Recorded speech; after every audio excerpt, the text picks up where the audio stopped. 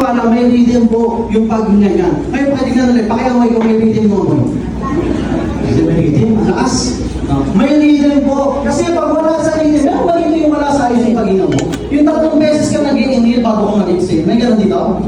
Wala naman siguro. Kasi kapag gano'n ka, for sure, may problema sa kalusugan mo. May problema doon sa iyong health. Ngayon, ako po'y naniniwala sa ating buhay, sa lahat ng area ng ating buhay, meron po talagang rhythm. Sa nagtatrabaho po, sa work natin, may rhythm yan. Papasok ka ng umaga, uuwi ka ng gabi. Vice versa, pwede yan. Pero hindi mo pwede gawin, pumasok ka sa uwian, umuwi ka sa pasukan. Delikado yun. Medyo baliktad yun. Hindi pwede yun. Sa nag-aaral, may rhythm po yan. Sa nag-workout, meron ba nag-workout dito? Pwede sa kamay, pala ko sa bicep, meron sa bicep.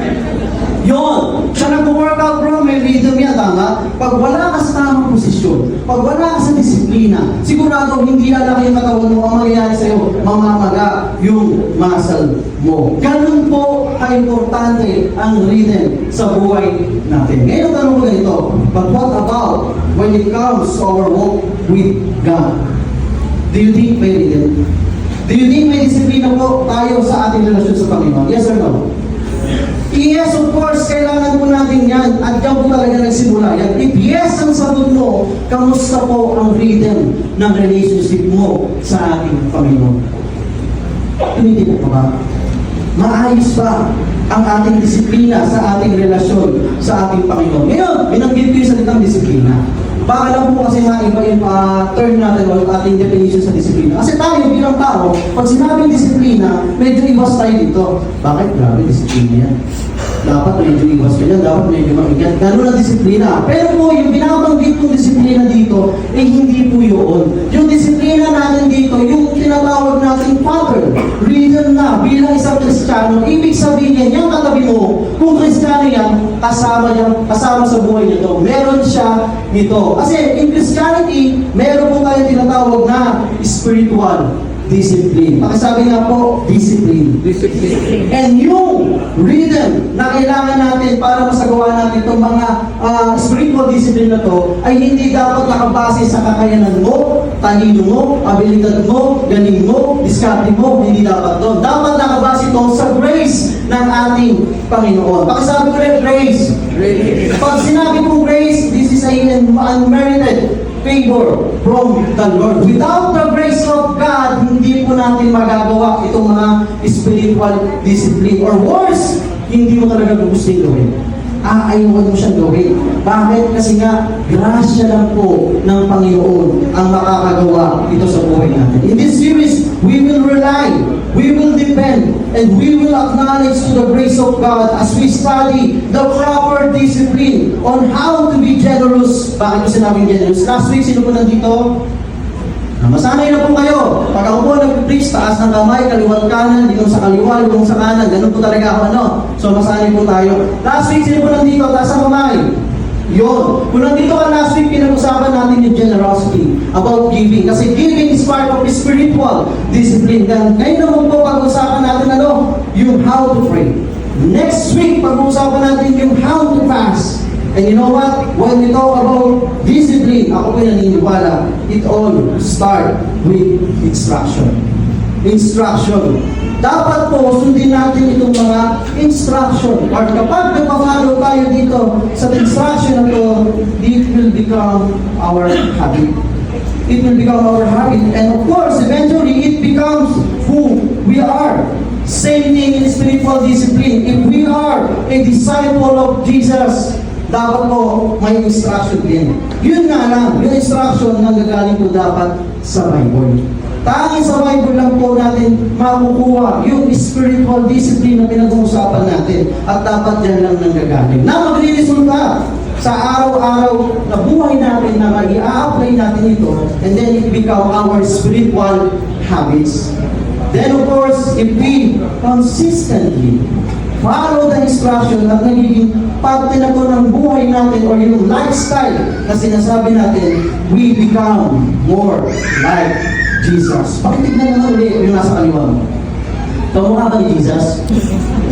Baka mukha ni Devil, ano? Hindi mo naman, sama naman, no? Kamukha ni Jesus, the person of Christ, yung pag sinabi ko natin ganito, na-enjoy na po natin yung ginagawa natin mga spiritual discipline. Yung giving, ay simple lang sa akin yan. Enjoy na enjoy ko yan. Yung praying, gusto ko yan. Yung fasting, pag-usapan natin yan.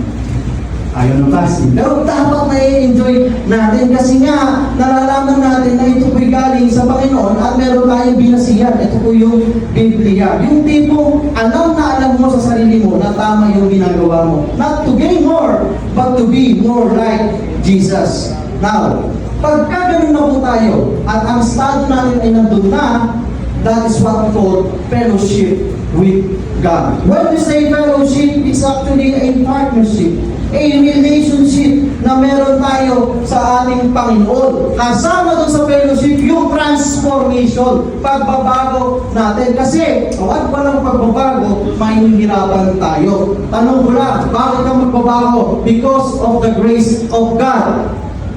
Balik ulit sa grace of God. Sa grasya lang po ng ating Panginoon. Lahat ng sinabi ko, hindi siya mangyayari without the grace of God. Bakit? Kasi pag walang grace of God, baka po ganito. Although the goal of spiritual discipline is fellowship with God, oftentimes, people get stuck in habit and lose the fellowship. Pag di natin ina-acknowledge yung grace ng ating Panginoon at sa sarili natin tayo bumabase, sa abilidad natin tayo bumabase para gawin itong mga discipline na to, sadly to say, mahihirapan po tayo. Most of the people, they forget the person, which is Jesus. They forget having fellowship with Christ in becoming like Him. Sometimes ginagawa na lang po natin yung mga spiritual discipline na to for the sake of showing to other people na Kristiyano tayo. Yung bang nakasanayan na, yung bang parang religious activity na lang, yung ginagawa natin at walang transformation na nangyayari. That's why it is very important na pag-usapan po natin itong spiritual discipline because today we will rely on sa rhythms of grace on how we will do giving, praying, and fasting. Last week, pinag-usapan natin generosity, about giving. Ngayon naman, pag-uusapan natin praying. Pag-uusapan po natin yung praying. Tanong ko po, sino po nagdarasal dito? Taas ang kamay. Kita-kita, hindi ka nagdarasal. Lord, pakibignan na. Yung iba hindi. Lahat po tayo nagdadasal, tama? Ngayon, baka nang po naitanong natin to. No? Naitanong natin, meron bang pamamaraan ng pagdadasal? Natanong niyo yan? Parang mali yung prayer ko ngayon. Baguhin ko nga. May ganun ba? Meron ba talagang maling pamamaraan ng pagdarasal? At yan po yung sasagutin natin ngayong hapon. If you have your Bible with you, pabuksan nga po ako sa Matthew chapter 6, verses 5 to 8. Kaya naman in-invite ba? Lahat pala, sorry. Diba? In-invite po ang lahat tumayo. Babasa po tayo ng Word of God. Again, Matthew chapter 6, verses 5 to 8. I hope yung binasa po natin now is actually happened in the Sermon on the Mount. Jesus teaches us to understand the right way of prayer. Jesus actually teaching us how to pray. Tanong mo lang po, kanina tinanong ko kung sino dito yung nananalangin. Lahat po tayo. So ibig sabihin, sunod ko naman ang tanong dyan, sino naman po dito gusto mo healthy yung relationship mo with Jesus? Lahat po tayo, tama? Lahat tayo gusto natin healthy yung relationship natin sa Kanya. Ngayon, pag gusto natin healthy, kasama po dun sa pagiging healthy, yung dapat meron kayong communication. And we all know that God speaks to us through His Word. Lahat ng gusto kong sabihin ng ating Panginoon ay nasa Biblia. Ibig sabihin, kung ikaw po ay nandito ngayon at ikaw ay nasa maling relasyon at nagtatanong ka sa Panginoon, Lord, ano bang gagawin ko? Wala ka pong ibang dapat tignan na sagot hindi sa Biblia, hindi sa gawin ng palad, sa Biblia. Kung ikaw ay nandito ngayon at meron ka mga katanungan sa Diyos, wala pong ibang sagot kundi nasa Bible. Kasi nga, nandun yung salita ng Diyos para makapag-communicate sa atin. Meron namang iba, but ang sinasabi po natin dito, yung Bible talaga yung final authority o yung final word pagdating sa pakikipag-communicate ni God sa atin. Ang tanong ngayon tayo, paano tayo nakikipag-communicate kay God? Kasi yung healthy relationship, dapat po two-way communications yan. So tayo po through prayer. Sa panalangin tayo, kaya tayo nakikipag-usap sa ating Panginoon. Ngayon ganito, ang basihan po ng mga tao sa pakikipag-usap sa isang tao ay nakadepende sa lalim ng relasyon niya doon sa tao niya. Parang naguluhan ako. Intindihin natin. Yung level ng discussion mo sa isang tao ay nakadepende po yan sa level ng relationship ng dalawa. Ano to? For example, naalala mo ba? Yung unang pasok mo dito sa pintuan na yan, at unang-unang pag-upo mo dyan sa favorite mong upuan, naalala mo ba may lumapit sa yung tao? Tapos nung may lumapit sa iyo, inausap ka. At nung inausap ka, tinanong ang pangalan mo, tinanong ang address mo, tinanong mo yung FB account mo. Tapos, okay na. Umalis na. Tapos kayo mag-usap. Ganun ba yung nangyari? Naalala niyo yan? Wala ko lang gano'n? Ay, baliktad natin, iba natin. Naalala mo ba? Nung pumasok ka sa pinto niyan, at umupo ka doon sa favorite na upuan mo, tapos may lumapit sa'yo. Hi, my name is Kanya-Kanya. Pakilala ka. Nung nagpakilala sa'yo, tinanong yung pangalan mo, tinanong yung address mo, tinanong yung FB account mo, tapos pagkasalita niya, kwento yung buhay niya. Pagkwento ng buhay niya, hindi pa siya nasiyahan, in-invite ka pa sa victory group. Pag-invite sa'yo sa victory group, 10 sila doon, lahat sila nagkwento ng problema sa'yo. May ganun ba?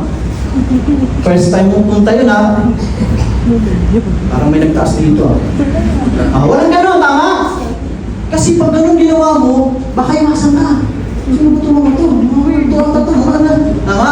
Aayawan ka. What I'm trying to say is this, sa unang pagkikita, hindi ganun agad ang level ng relationship. Hindi ganun agad ang level ng trust. Kaya nakadepende po doon kung paano ka makikipag-communicate. The question is this, gaano na ba ka-level o kataas ang level ng relationship mo sa ating Panginoon? Yan ang katanungan. Sa mag-asawa, sino mo mag-asawa? Wala dito, ito. Marami dito. Dito, hindi kasama yung asawa. May mga asawa, tama? Sa mag-asawa naman, magkaiba naman yung level niya. Yung tipo, ayaw na siyang kausap ng asawa niyang lalaki, dagdag pa rin siya ng dagdag. Ang dami pa rin sinasabi, bakit ganon?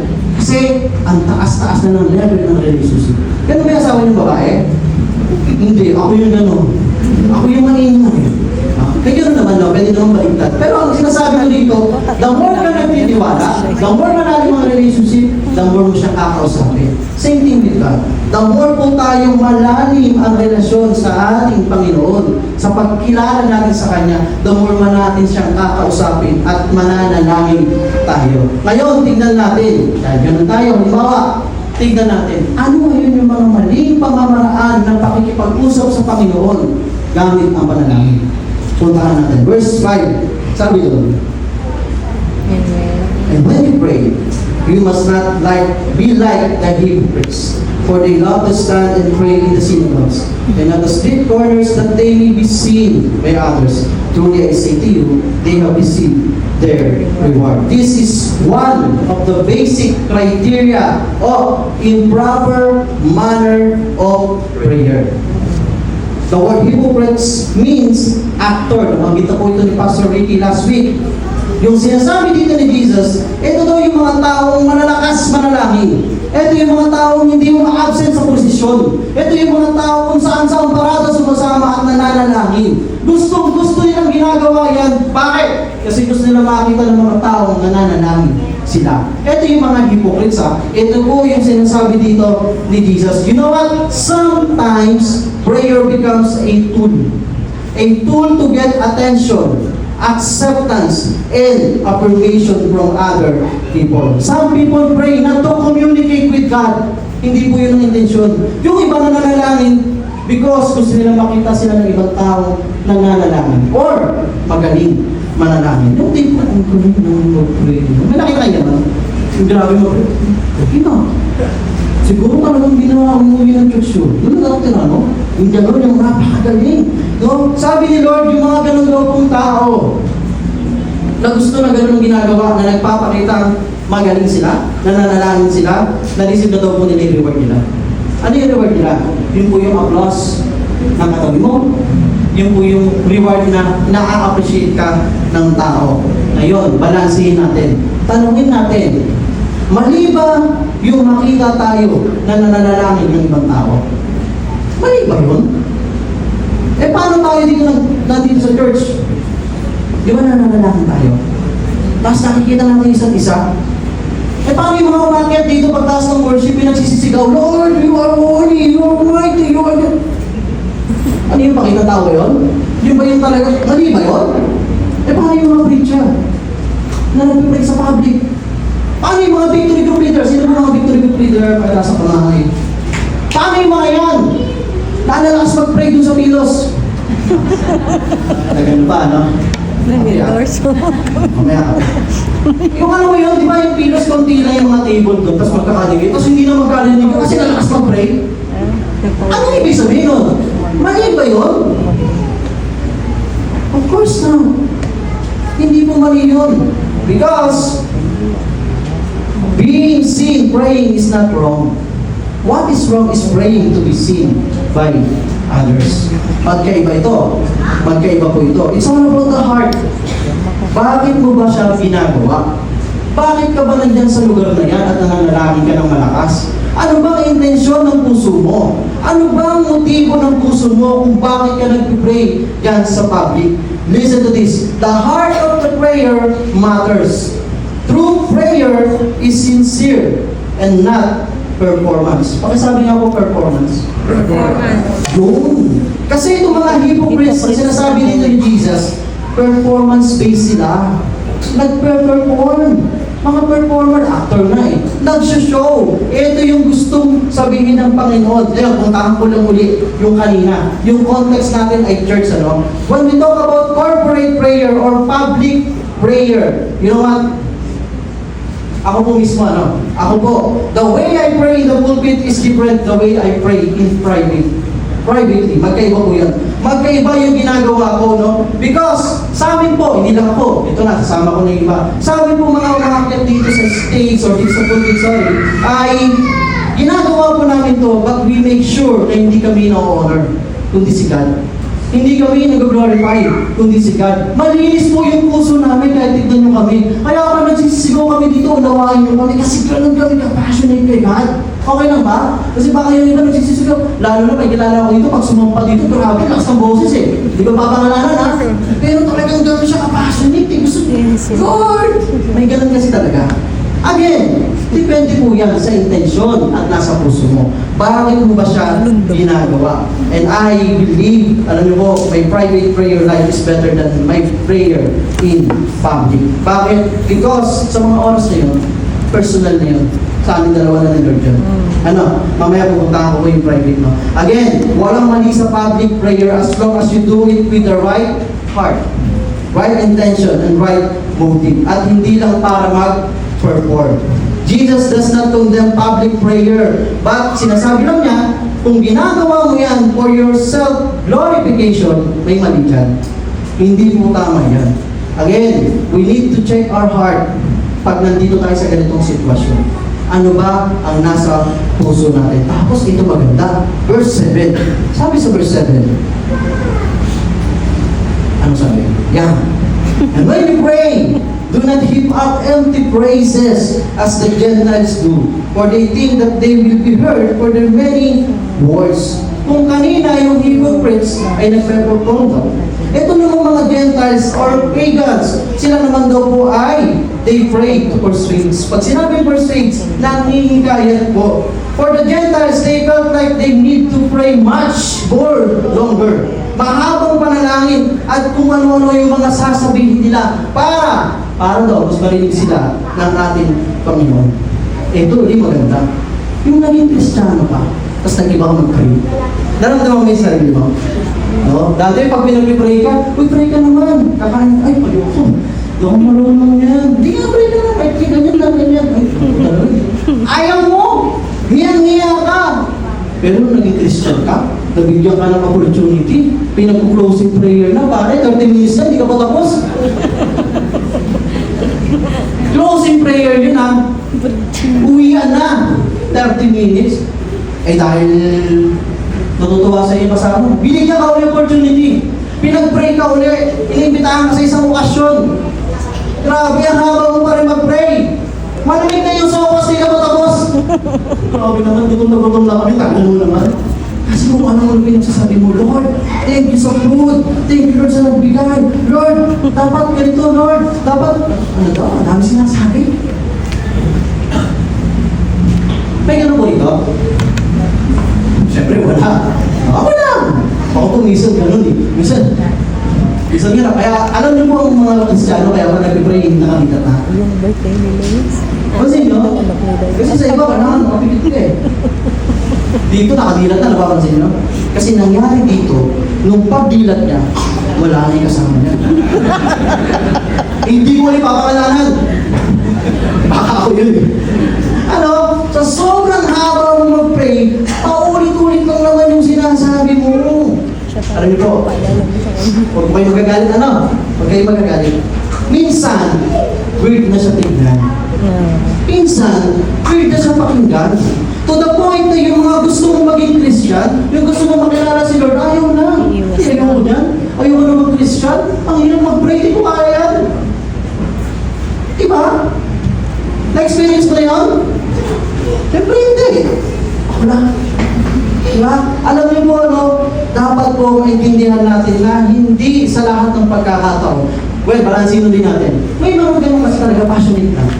Alam niyo, pag pinag-pray mo talagang dibdiban, naka-experience sa akin ganun kasama mo. Di ba nag-pray, grabe. Iba naman yun. Sabi nga, kung ano yung nasa puso mo. Basta dapat tama yung intention mo. And sometimes, no, tayo po pag nagdadasal, akala natin kailangan natin ipilit yung pinapanalangin natin sa Panginoon. Sometimes, feeling natin kailangan tayo ng team. Kailangan seryoso. Kailangan focus. Kailangan nakadapa, nakaluhod. O kung ano ba yung kailangan. Kailangan, Lord, magaganda yung sasabihin ko sa iyo, Lord, ha? Kailangan talaga naman maganda yung vocabulary ko. Kailangan mataas yung level ng faith ko, Lord. Alam niyo po, baka po may mali doon. Bakit? Kasi, sa totoo lang, wala namang masama doon sa seryoso. Wala namang masama doon sa focus. But when we talk about faith, yes, importante na may pananampalataya tayo. But listen to this. Si God po, sumasagot siya sa panalangin natin hindi dahil sa level ng faith natin. Sumasagot siya sa panalangin natin dahil yun talaga siya. Yun talaga yung Diyos natin. Yun yung identity niya. Yun yung default ng ating Panginoon. And public announcement lang po. Even if your faith is small as mustard even if your faith is as small as mustard seed, when you pray, naririnig ka ng Panginoon. Naririnig ka. Hindi mo pakaasan ng level to. Padibdiman to. Talaga bang seryoso ka? Ang default po ng Panginoon, sagutin talaga tayo sa ating panalangin. As long as nakaalay ito sa will niya. Now, tanungin ko lang po ulit, no? Ano yung mga improper manner of prayer? Dalawa po yung pinag-usapan natin. Pray to perform and pray to persuade. Tanong, ano ba ang tamang prayer? Paano ko ba mag-iwasan yan? Puntahan po natin ito. Verse 6. But when you pray, go into your room and shut the door and pray to your Father who is in secret. And your Father who is in secret will reward you. Tanong ko lang po sa bawat isa sa atin. Sa tingin ninyo, importante po ba yung oras at lugar sa pananalangin? Hindi. Ito hindi. Dito po. Tingin niyo po ba, importante ba ang oras sa pananalangin? Sige po, kaya pag-usapan natin sa labas. Pero ngayon, alam niyo po ba, if you notice, from verse 5 up to verse 7, isa lang yung word yung ginagamit dyan. Ano yung word na yan? Ito. Sabi sa verse 5, and when you pray. Verse 6, but when you pray. Verse 7, and when you pray, ulit. The word when is actually talking about time. Time. Meaning, sa panalangin po, importante ang oras. Importante na meron tayong oras at importante din yung lugar. Best example, Jesus Christ. Di ba? Nagpapasa tayong Bible, nakita natin to. Pag yung crowd nandiyan lang ang ginagawa ni Jesus, pag kailangan niya talaga itim, ang ginagawa, umaalis, pumunta ng bundok.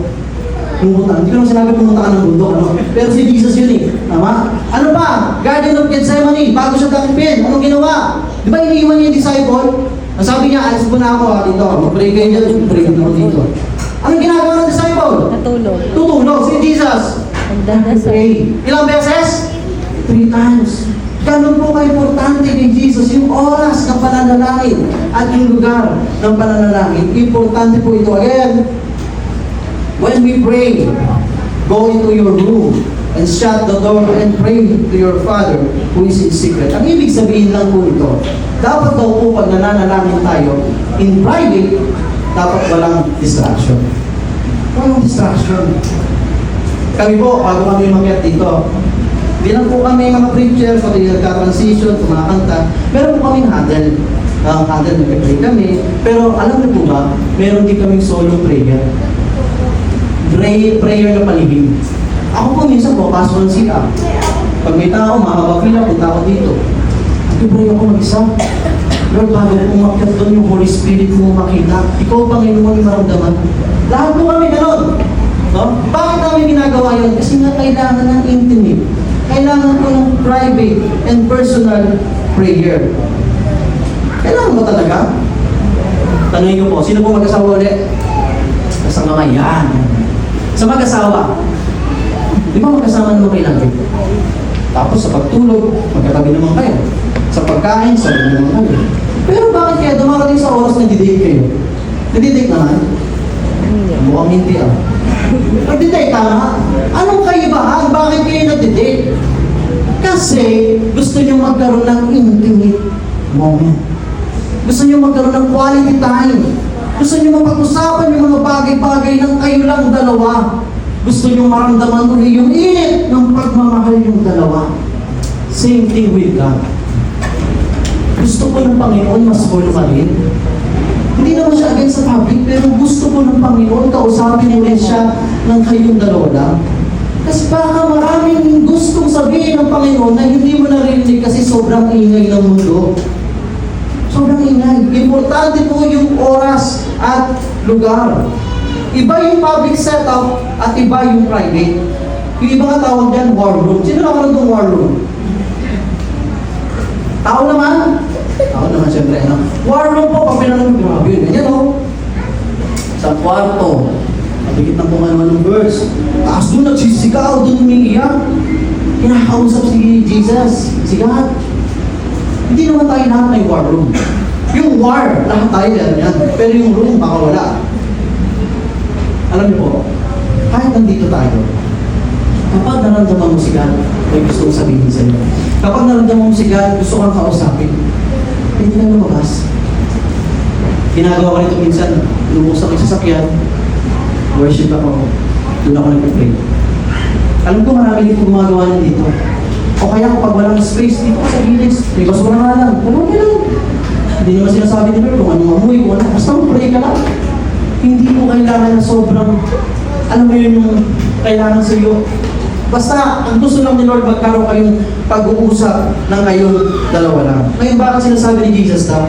Kasi ayaw niya po tayo maging hypocrites. And ayaw niya rin tayo maging pagans o yung Gentiles. Sabi niya kasi sa verse 8, ito. Verse 8, do not be like them, for your Father knows what you need before you ask Him. Alam po ng Panginoon. Alam ng Panginoon, bago pa lang tayo magsalita, bago pa lang tayo humingi, bago pa lang tayo magsabi sa Kanya, alam niya na kung ano yung sasabihin natin. Wala pa tayong sinasabi, hindi pa bumubuka yung bibig mo. Alam na ni Lord kung ano yung sasabihin mo sa Kanya. Because He is our Father. And our Father knows what we need bago pa lang tayo magsalita. Tanong po, sino po dito may 7 years old na anak pababa? Nililista po yan ha, mga tataas, mamaya may chocolate kayo pagkabas. Tayo po mga may 7 years old, ako rin po meron. Alam niyo po ba, darating yung oras na yung anak natin mag-aaral yan, or nag-aaral na. Ngayon, bago pa lang dumating yung start ng school niya, tayo mga magulang, nagpe-prepare na. Nang ano, pang tuition, pangbaon, panggastos, tama po, di ba? Ginagawa natin yan kasi nga alam natin na kailangan nila. Pag dumating yung time na kailangan na nila, ang nakakatawa doon, sila mismo, hindi nila alam na kailangan nila yun. Pero tayo, alam natin yun. Nag-provide tayo. Ni-ready na natin. Nagbigay na tayo pang tuition. Para saan? Para makapag-aral sila. Same thing with God. Si God, alam din po niya yung kailangan natin. Sa totoo lang, alam niya kung ano ang kailangan ng katabi mo. At gusto niyang ibigay yan. Sabi nga natin, kung yan ay nakalay sa will niya, naka-ready na po, naka-prepare na si God para sa hinaharap. Paano ko nasabi ko? Kasi tayong mga magulang, nagpe-prepare tayo sa future ng mga anak natin. Ang tanong, alam natin yung future? Hindi. Pero ba tayo nagpe-prepare? Kasi gusto natin maging maayos yung buhay nila. Pero itong God na to, itong Father na to, grabe to. Yung ating Heavenly Father, nandun na sa future. Alam niya na yung future. So makakaasa tayo na lahat ng pinaprepare niya, lahat ng hinahanda niya, lahat ng inaalaan niya para sa iyo, pakakabuti sa iyo. Maaaring nahihirapan mo tayo intindihin kasi sa sitwasyon natin ngayon. Pero if you have relationship dito sa ating tatay na to, makakaasa ka. Hindi ka niya pababayaan. Amen. Sasagot at sasagot siya sa iyo. Baka magulat ka pa. Doble pa yung sagot niya sa iyo hinihingi mo. Ganun po yung ating Panginoon. That's why we need to understand na we don't need to use empty phrases at gumamit pa ng mga mahabang salita para lang sagutin tayo ng ating Panginoon. Last na tanong ko, para lang dito sa slide na to. Sino yung mga anak? Anak. Yung iba hindi naging anak. Lahat tayo anak, tama? Ayun, ilang anak? Tatay. Pag ikaw po humingi ng bawal sa tatay mo, paano ginagawa mo? Ikaw po yung tipo na, mahal ko ang tatay! Guwapo kong tatay, Jake! Pengi akong baon! Hindi ganun ba?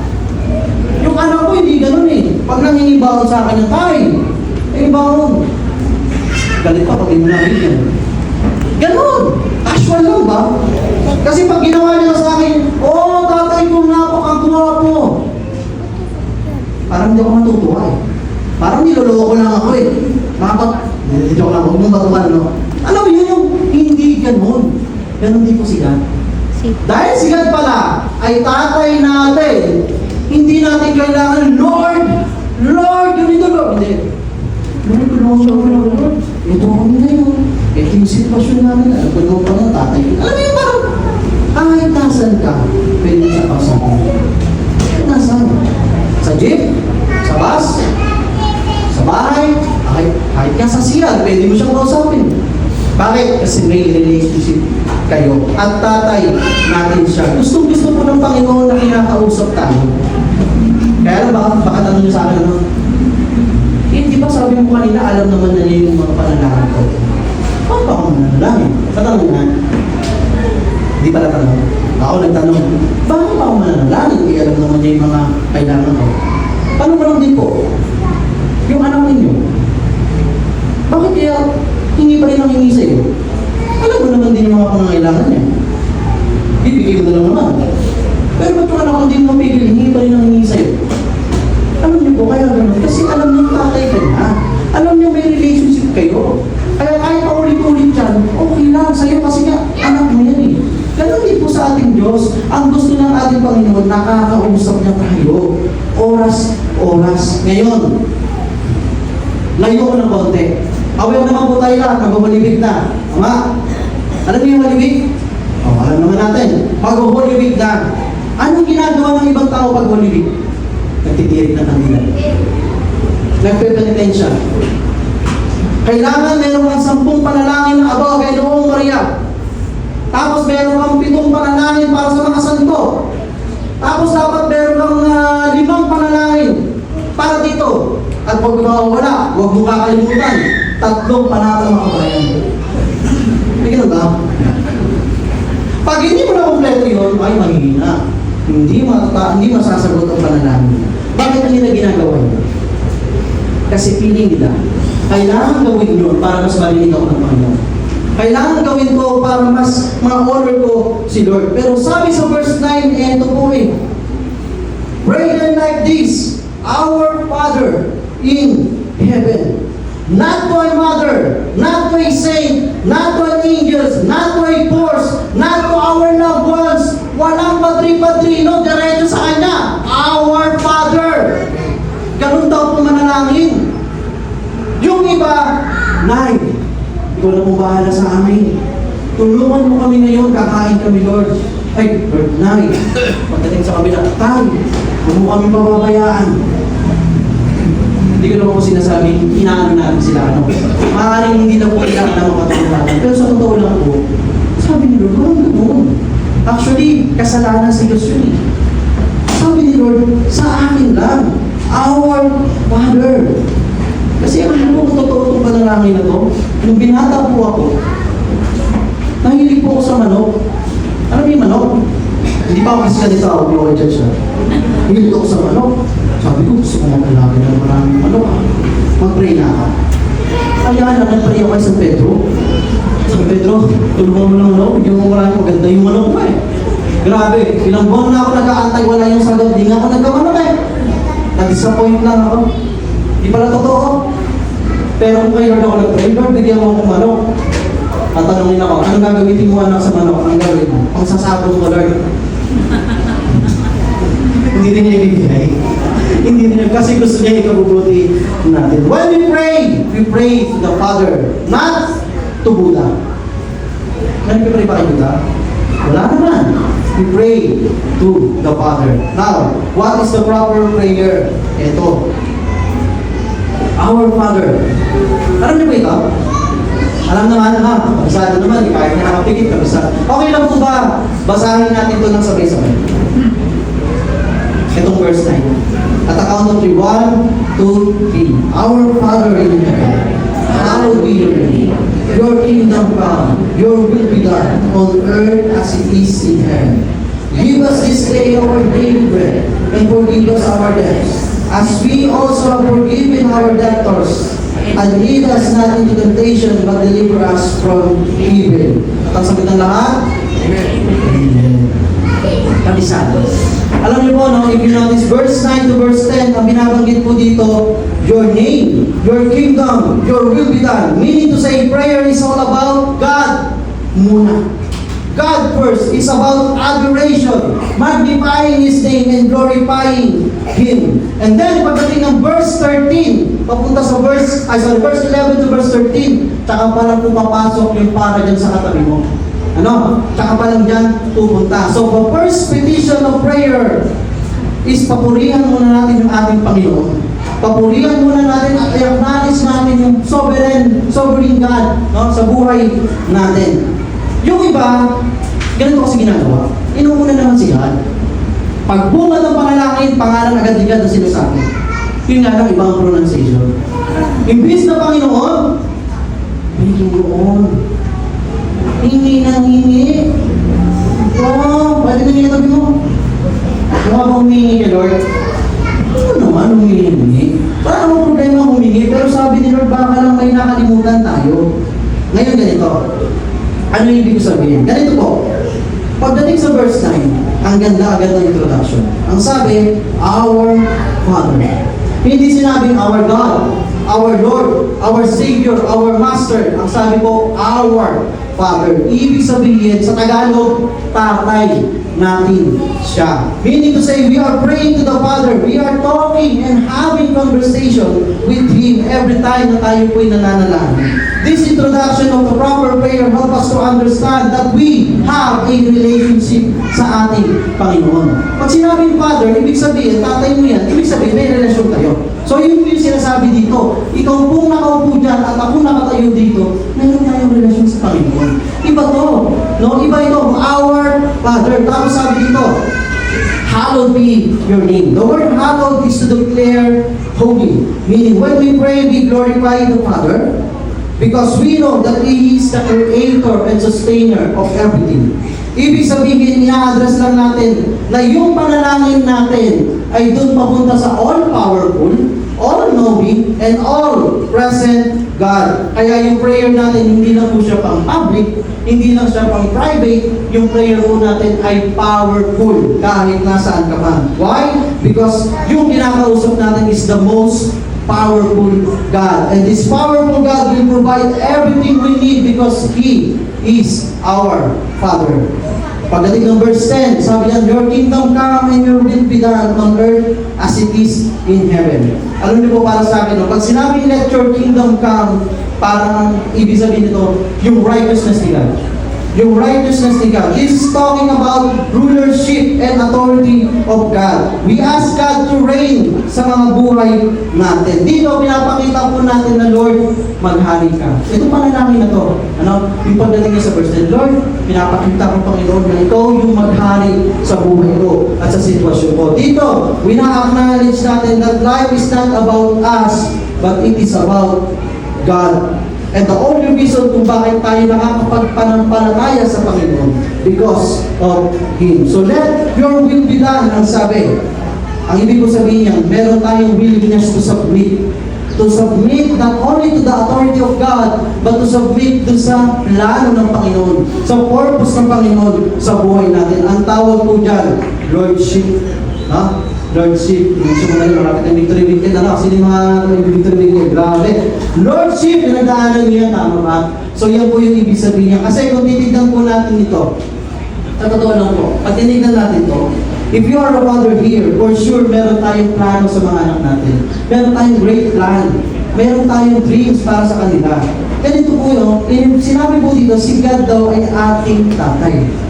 So ibig sabihin, parehas, ang Diyos po na ating tatay, meron talagang great plan sa atin.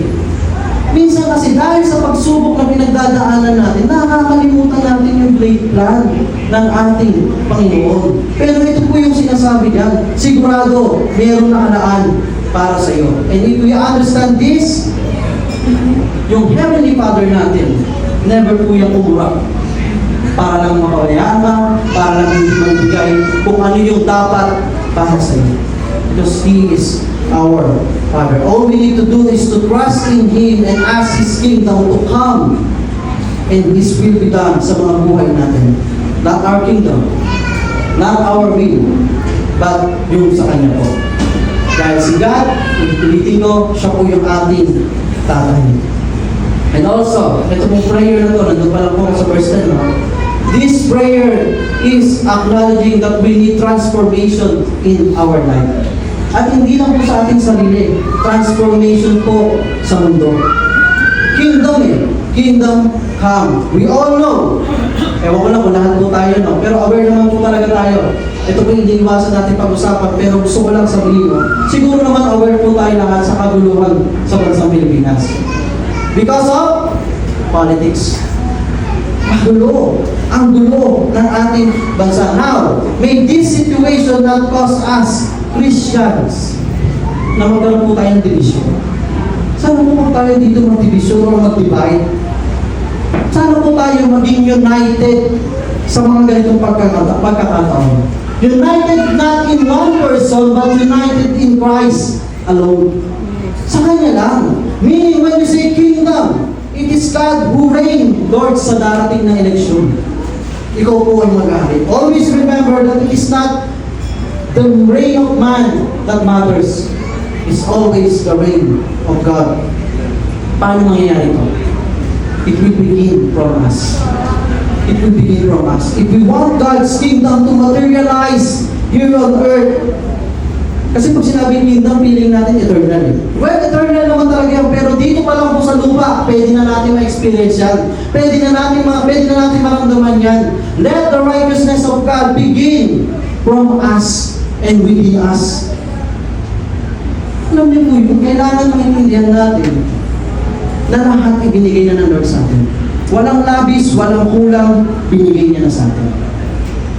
Kung maintindihan natin na tatay siya, ibig sabihin, mayroon po binigay sa atin ang ating Panginoon na something na pwede natin magamit sa mundo.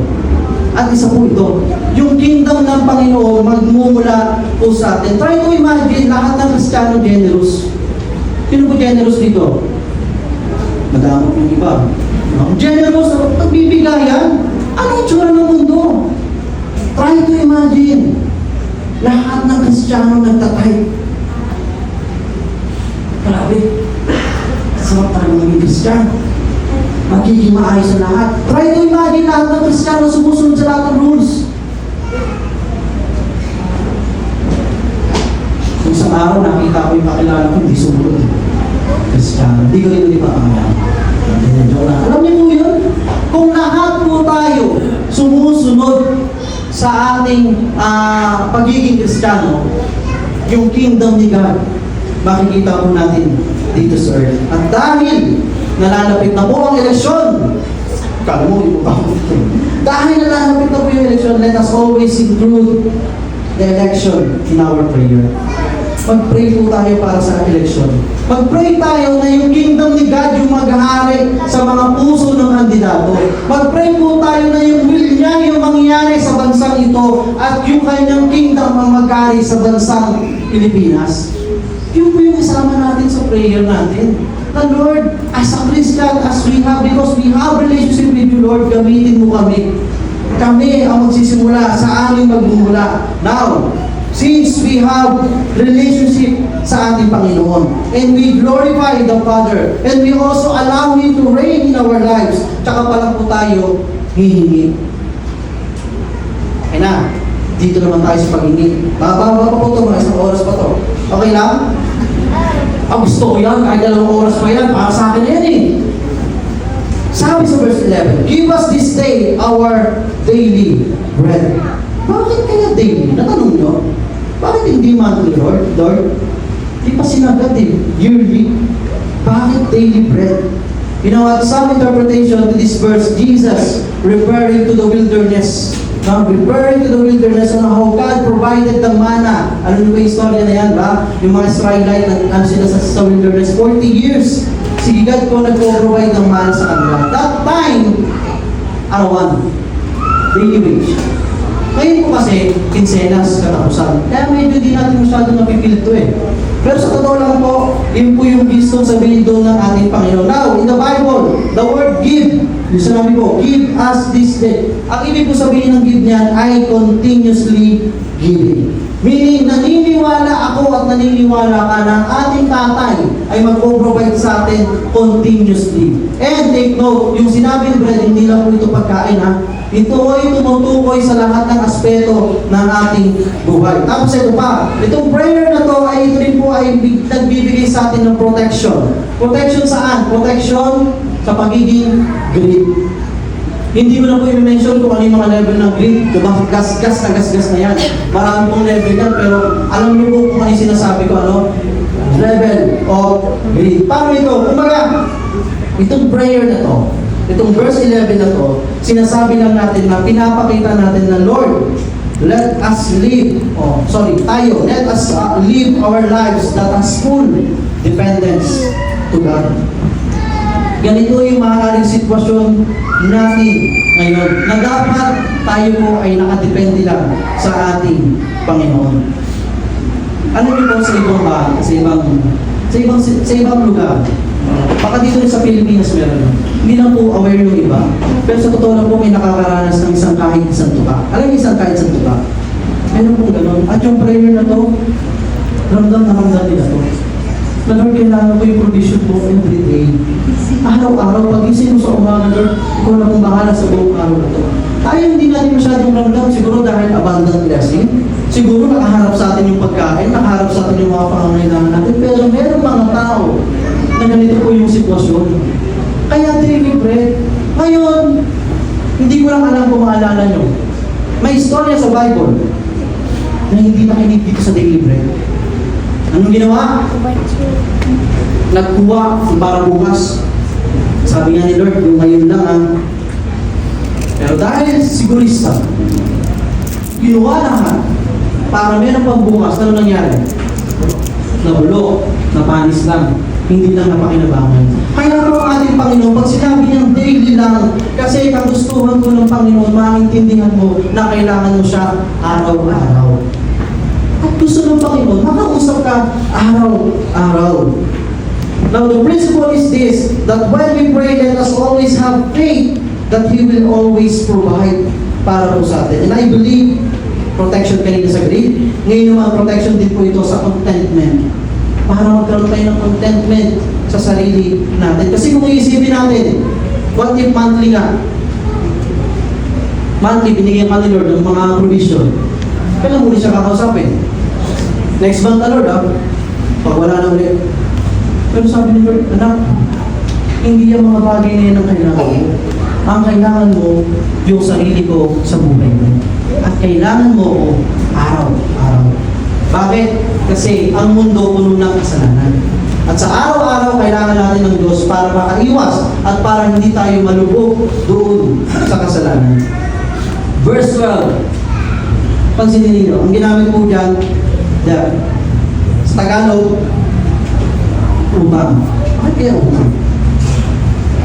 Alam niyo po, no? Kasi pag utang, dapat bayaran. So, paano to? Yung prayer na ito ay kumbaga, nandito tayo sa lupa ngayon. Nandito po tayo sa earth at alam natin na nakapaligid lang sa atin ang kasalanan. Magkakamali at magkakamali ang katabi mo. Magkakamali at magkakamali. So you are now assuming, we are now assuming na because of this, sa mga kasalanan na nakapaligid sa mundo, Lord, baka magkasala ako. Lord, baka magkamali ako. But this is our prayer, Lord, that every time na lalapit kami sa iyo, Lord, we pray that you forgive us. And because we know that you are our forgiving God. But I'm not saying na magkamali ka. Kumbaga, ito yung protection sa iyo. Protection po ito sa atin. And as an act of grace and your favor ng ating Panginoon, I will also forgive other people. Kapag alam po natin na meron tayong forgiving, di ba ganito yung mga anak? Madalas po ito kapag nakita nila yung tatay nila na mabait, mabuting tatay, hindi na nagsasalita yan. Pero sa totoo lang po, gusto ko yung tatay ko na ito, kakayahan yung tatay ko. Tama? Alam natin forgiving God siya. Forgiving Father siya.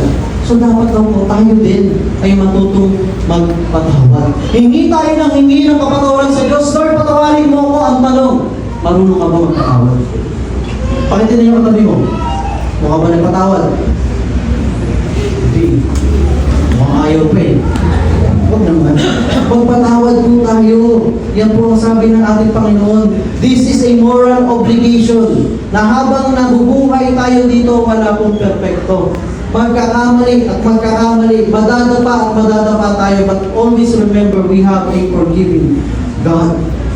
Meron tayong mapagpatawad na Diyos. In verse 13, protection po ito. Sabi mo dito, temptation. Sa palagay niyo, but temptation, ba't di na lang evil? And lead us not into evil, but deliver us from evil. Ang sabi niya, lead us not into temptation. Listen to this. Sin always start from temptation. Yung temptation po, hindi pa kasalanan niya. Hanggat wala ka pang ginagawa. Jesus Christ, tinyan. Tama? Ibig kong sabihin nun, nagkasala si Jesus? Hindi. Hindi naman siya nagpatempe. So, sin always start from temptation. At di ba lagi po tayo nakakaranas niyan? Araw-araw yung temptation, hindi nagpapahinga yan. 24/7 yan. Nandyan po yung temptation. So this prayer, ang sinasabi natin dito, Lord, para di mo kami magkasala. Sa Tagalog, iiwas po kami, Panginoon, sa tukso. At kung sakasakali man, Lord, kung sakasakali lang naman, Lord, na matukso kami, ito yung prayer. You deliver us from evil. Iligtas mo po kami sa kaaway o kay Satanas. Yan po yung ibig sabihin niya. Kasi nga nasa mundo tayo na makasalanan. Nasa yan. Prayer. Mayroon pa akong kwento. Mahindi na to. Hindi naman. Alam niyo ba ano? Wala to ng 1:30. Hindi ko kwento ko. Alam niyo po ba? Dumating kami sa buhay namin, mag-asawa, ng pamilya namin, na meron po kami na experience na hindi namin inaasahan. I think way back 2017 or 18 to, matagal na po ito. But gusto ko lang, kanina lang ito, nakapag nag-worship ako, Lord, bigyan mo ako ng pagkakataon. So may nangyari po sa pamilya namin na ayaw namin mangyari. Yung isa pong anak ko na babae, nagkaroon ng karamdaman. At yung karamdaman na yun, hindi po siya basta-basta. Lumalaki po yung kanyang tiyan. At hindi po niya tinatinitig o hindi po mapasok yung pagkain kinakain. Actually, gatas pa lang siya noon. 2 years old pa lang siya noon. Tama ba? Parang mali ako ng computation. Basta gano'n, 2 years old. Alam niyo po, sobrang hirap na hirap kami that time. Kasi that time wala rin po akong trabaho. Wala rin po talaga kami. Pero tatanong ako yun, Christian na po ako na, Lord, ikaw na pinayagan to. Ikaw po pinahintulutan to.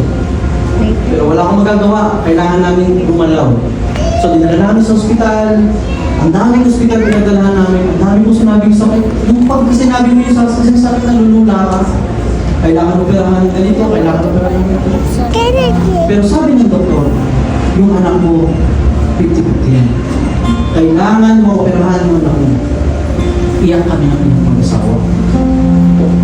Lord, paano ito? Anong gagawin namin? Turo mo po sa amin yung tamang lugar, tamang oras, or turo mo po sa amin tamang tao. To make a long story short, may nakausap kami, dinala namin sa isang ospital sa Maynila. Pagdating doon, walang abog-abog, pinoperahan yung anak ko. Gabi dumating, ginawagahan yung opera. Kali.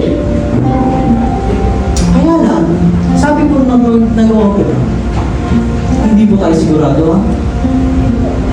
Hindi tayo sigurado, kasi malala na po yung sitwasyon ng anak ko. Alam niyo po ba yung mga oras na yun? Kami mag-asawa, kapit kami. Nananalangin kami kay Lord. At ang panalangin namin kay Lord, Lord, tulungan mo yung anak namin. Lord, buhayin mo yung anak namin. Nagsiserve naman kami sa iyo, ha? Mahal ka naman namin, ha? Lord, buhayin mo yung anak namin. At hindi alam ng asawa ko ito, ha? Naikwento ko lang ito sa kanya nung tapos na. Pumupunta ko ako sa sasakyan namin. Walang tulog, walang kain. Iyak ako ng iyak. Lord, buhayin mo yung anak ko. 2 years old pa naman yun. Marami pang pwede magkaanan yung Lord. Tapos, habang ginagawa ko yun, may tumawag sa akin. Mother-in-law ko. Sabi ng mother-in-law ko, okay lang ba kayo? Hindi po kami okay. Yung mother-in-law ko po, siya po yung nagdala sa akin sa Christianity. Siya po yung nagpakilala sa akin kay God, bukod sa asawa ko. Sabi niya sa akin, natandaan ko, alam mo, baka lang may mali sa panalangin mo. Sabi ko, paano mali? Eh wala naman ako yung sinasabi, Lord, tulungan mo na yung anak ko, buhayin mo yung anak ko, Lord, magsiserve pa ako sa'yo, gagawin ko pa lahat, Lord, kaya pa, gamitin ko pa ako, Lord. Ganun ako mag-pray. Pero hindi niya sinabi ko may mali. Basta sabi niya, baka lang may mali sa panalangin ko. And then, nung lumabas ko yung anak ko doon sa operation room, nasa recovery room na siya. Tinitignan ko yung anak ko, kasi may isa lang, biglang pumasok sa isip ko. Hindi kaya nagiging selfish ka sa panalangin mo, anak? Hindi kaya self-centered ka? Na ang pinapanalangin mo, buhayin ko yung anak mo. Na hindi mo man lang tinanong kung ano yung will ko sa anak mo.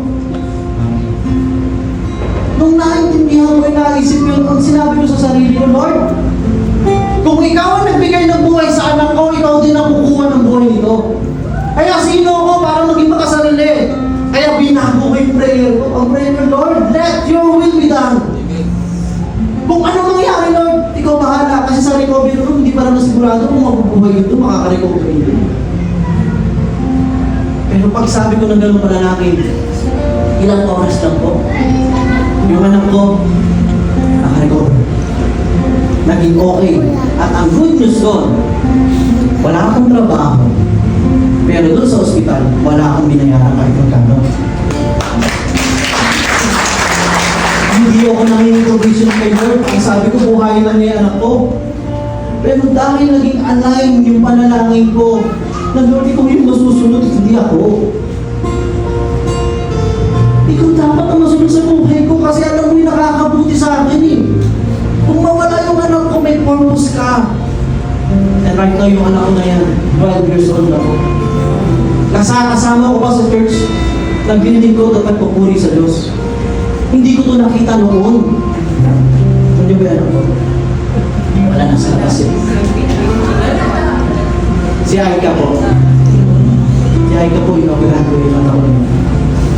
Yun po ay kwento ko. Pero alam ko meron din kayong kwento. Sa panalangin po, sometimes nagiging self-centered tayo. Dahil yun yung nararamdaman natin. Hindi naman sinabi ng Lord ayaw niya ibigay sa atin. Gusto niya tayong tulungan.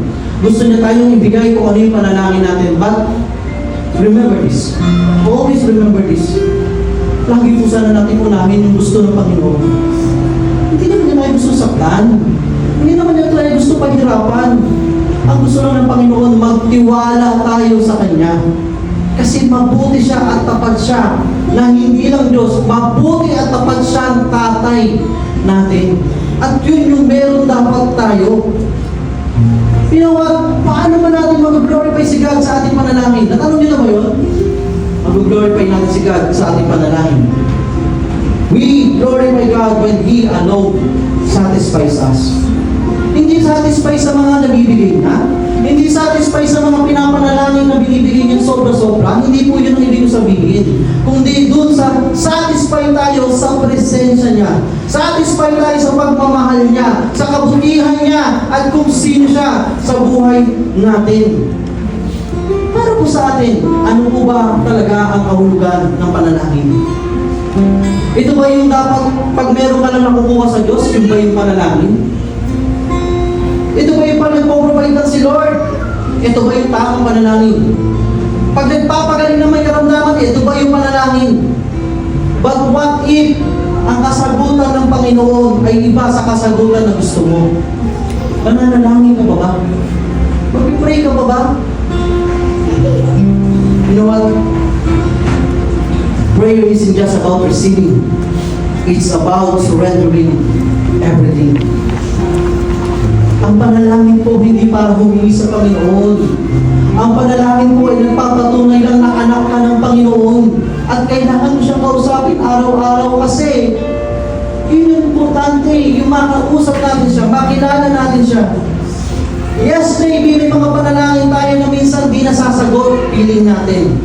But I hope and pray na huwag po tayong mawala ng pag-asa. Because the ultimate benefit of prayer is not just getting the results, it's getting the reward. And that reward is God's presence and God Himself. 2,000 years ago, God didn't receive everything or anything from us. But He gave us everything. He gave His one and only Son, Jesus Christ, to die on the cross to give us a new life. Prayer isn't about receiving. It's all about honoring God. It's all about glorifying God and magnifying His powerful name. It's all about our relationship sa ating pong Panginoon. Yes, maybe hindi natin nakuha yung mga pinapanalangin natin. But it doesn't matter. It doesn't matter. Ang mahalaga, alam natin na kasama natin ng Panginoon sa lahat ng pagsubok at pinagdadaanan natin. May healing man or wala, God is still our healer. May provision man or wala, God is still our provider. May kasagutan man sa panalangin natin or wala, God is good. Yun yung totoo. Walang magbabago doon. Ang mahalaga, may relasyon tayo sa Kanya because at the end of the day, whether you like it or not, mawawala ka dyan sa upuan na yan. Aalis ka dito sa mundong ito. Mawawala ka sa mundong ito at wala kang ibang kasama kundi ang Diyos na nagdalang sa'yo. Yun yung totoo. Kaya nandito pa lang tayo, ramdamin na natin. Angkinin na natin yung relationship na binigay niya kasi para talaga sa atin yan. Why? Because He is our Father. May invite everyone to please stand.